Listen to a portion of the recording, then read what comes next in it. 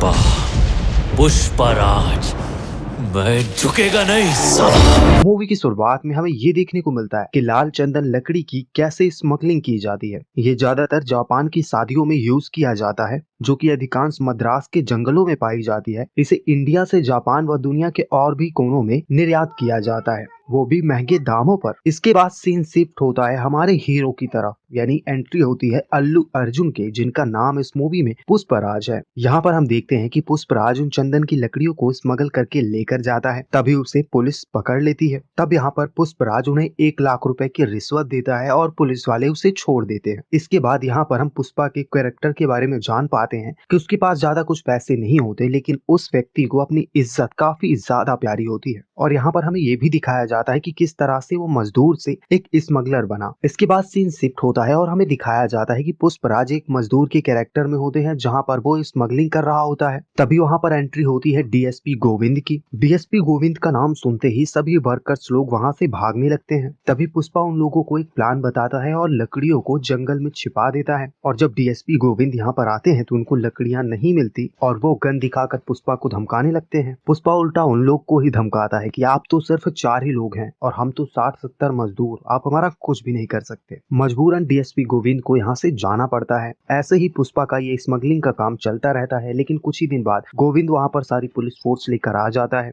वो वर्कर्स पर हमला करने ही वाला होता है। तभी पुष्पा और उनकी जो टीम है वो सभी उन पुलिस वालों पर पत्थर से हमला करने लग जाते हैं। तभी पुष्पा मौके का फायदा उठाकर वो ट्रक जिसमें लाल चंदन लकड़ी है उसे लेकर वहाँ से भाग जाता है और पुलिस उसे पकड़े इससे पहले ही वो पूरे के पूरे ट्रक को कहीं पर छिपा देता है। पुलिस उसे गिरफ्तार कर लेती है और काफी मारती है, लेकिन वो कुछ भी नहीं बताता कि वो ट्रक है कहाँ। उसी बीच एक पुलिस वाला वहाँ पर पुष्पा को नाजायज कहकर बुलाता है, जिसकी बात सुनकर पुष्पा को बहुत ही ज्यादा गुस्सा आता है। और यहाँ पर हमें फ्लैशबैक में दिखाया जाता है कि बचपन से ही पुष्पा का एक सौतेला भाई है जो इनकी फैमिली को परेशान करता आ रहा है, इसलिए पुष्पा कभी भी कहीं पर भी अपना सरनेम नहीं बताता, सिर्फ वो अपना नाम पुष्पराज ही बताता है। फिर यहाँ पर ये चंदन की स्मगलिंग का बिजनेस जिनका था वो लोग यहाँ पर आ जाते हैं। यहीं पर फिर एंट्री होती है 3 लोगों की। सबसे छोटे का नाम होता है जॉली रेड्डी और बड़े भाई का नाम होता है जग्गा रेड्डी और उनके सबसे बड़े भाई का नाम होता है उंदा रेड्डी। इन लोगों का दरअसल काम कैसा चलता है कि मजदूर लोग जंगल से ये लकड़ी लेकर आते हैं और ये तीनों भाई मिलकर एक मंगल सीनू नाम के व्यक्ति को ये लकड़ियां बेच देते हैं। वो व्यक्ति लकड़ियों को बाकी जगह पर भिजवाता है और इसकी अच्छी खासी कीमत लेता है। यहाँ पर जग्गा रेड्डी पुष्पा की बेल कराता है और उसे वो कुछ पैसे भी देता है। पुष्पा यहाँ पर पैसे लेने के बाद वो लोकेशन बता देता है जहाँ पर उसने ट्रक को छुपाया था और उनके पास यहाँ पर एक ऑफर रखता है। पुष्पा बताता है कि मेरे पास एक प्लान है, क्योंकि हर बार डीएसपी गोविंद इन लोगों के काम में टांग अड़ाता है। पुष्पा कहता है कि मेरा ये जो प्लान है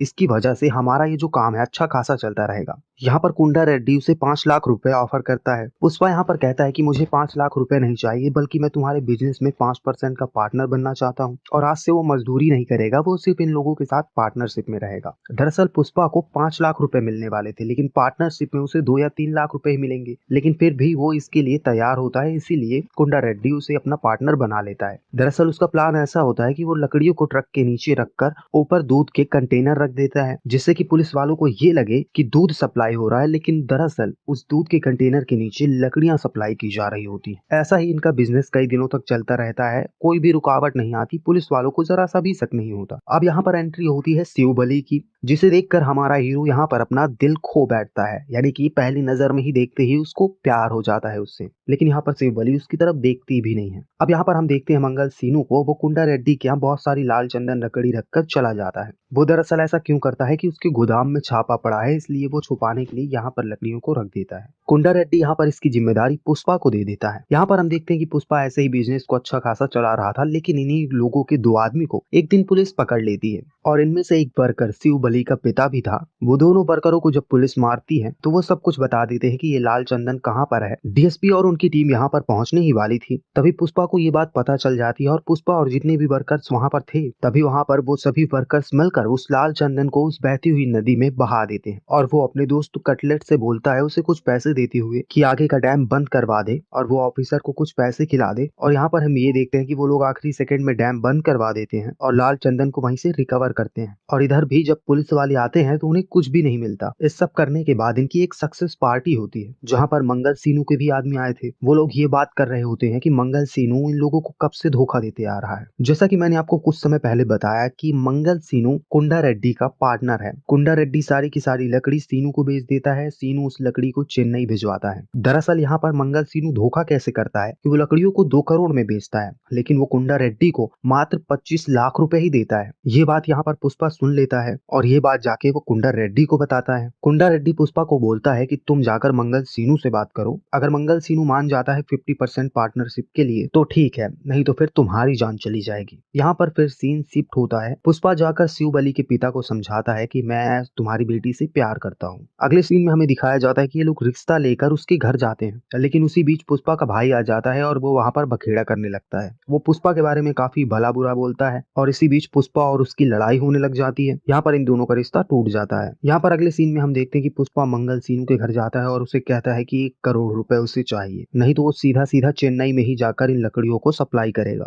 यहाँ पर इतना सुनते ही मंगल सीनू के आदमी पुष्पा पर हमला कर देते हैं, लेकिन यहाँ पर सभी के सभी कमजोर पड़ जाते हैं और पुष्पा सभी को बड़ी बुरी ही तरह से मारता है और वहां से चला जाता है।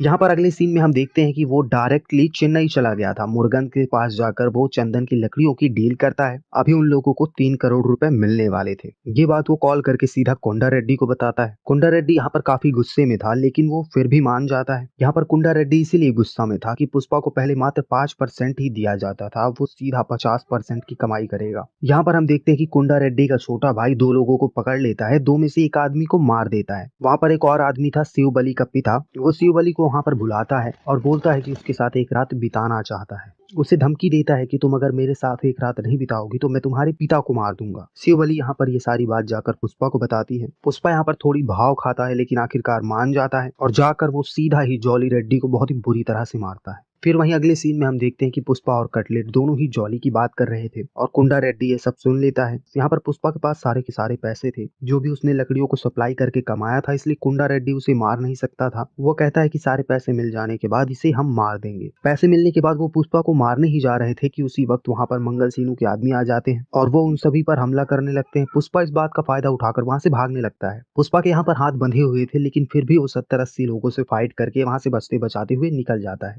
अंत में वो सीनू के साले को भी मार देता है। इस फाइट में कुंडा रेड्डी मारा जाता है। जब यहाँ पर सीन दिखाया जाता है उसके अंतिम संस्कार का, तब यहाँ पर पहले सिंडिकेट मंगल सीनू था जो कि अपने काम की कुछ कमीशन एमएलए को देता था, लेकिन उसे भी वो झूठ बोलता था, इसलिए पुष्पा से ये सारी बात क्लियर की जाती है। पुष्पा यहाँ पर सारी हकीकत बता देता है कि कितने में माल बेचा जाता था और कितना पैसा तुम्हें दिया जाता था। पुष्पा यहाँ पर एमएलए को ज्यादा पैसे देने का ऑफर करता है। पुष्पा यहाँ पर कहता है कि मैं तुम्हें 3 करोड़ रुपए दूंगा।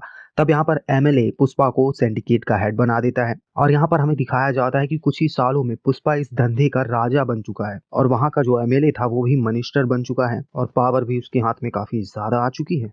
डीएसपी गोविंद को यहाँ से ट्रांसफर कर दिया जाता है और वहाँ पर नया डीएसपी आता है जिसका नाम होता है और सिंह शेखावत। यहाँ पर हमें दिखाया जाता है कि कुछ ही दिनों बाद शिव बलि और पुष्पा की शादी होने वाली थी और वो अपनी शादी का कार्ड देने के लिए शेखावत के पास जाता है और उससे थोड़ा रूडली बात करता है। तो शेखावत पुष्पा की बातों से काफी गुस्सा हो जाता है और पुष्पा की बेइज्जती करता है, उसे यहाँ पर नाजायज बोलता है। पुष्पा यहाँ पर कुछ भी उसे नहीं बोलता, अपने गुस्से को शांत कर लेता है। फिर ऐसे ही कुछ ही महीने चलते रहता है। कुछ ही महीनों बाद जब पुष्पा की शादी होती है, यहाँ पर हमें दिखाया जा रहा है कि पुष्पा शेखावत के पास था। वो उसे बोलने लगता है कि मेरी शादी हो रही है, इस वजह से मेरी माँ बहुत खुश है, इसीलिए वो उस दिन पुलिस स्टेशन में कुछ नहीं बोला और वो कहता है कि आज से मेरी शादी हो जाएगी और अब से मैं तुम्हें एक भी पैसा नहीं दूंगा। यहाँ पर पुष्पा शेखावत को कहता है कि तुम वर्दी के बिना कुछ भी नहीं हो और काफी भला बुरा बोलता है। इसके बाद हमें दिखाया जाता है कि यहाँ पुष्पा की शादी हो रही होती है और शेखावत पूरे बदले की आग में तड़प रहा होता है। यहाँ पर हम देखते हैं कि पुष्पा के 3 आदमी हैं। पहला ये शेखावत, दूसरा मंगल सीनू और तीसरा जॉली रेड्डी।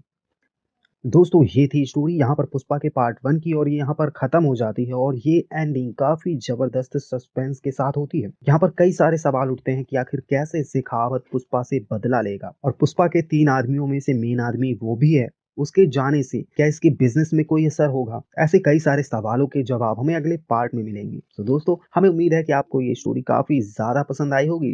पसंद आई हो तो वीडियो को भी लाइक करें, दोस्तों के साथ भी जरूर शेयर करें और साथ ही साथ और भी ऐसे लेटेस्ट मूवी की स्टोरी से अपडेट रहने के लिए आप हमारे चैनल को सब्सक्राइब करना ना भूलें। तो चलिए दोस्तों मिलते हैं अगले वीडियो में, तब तक के लिए बाय बाय, टेक केयर, धन्यवाद।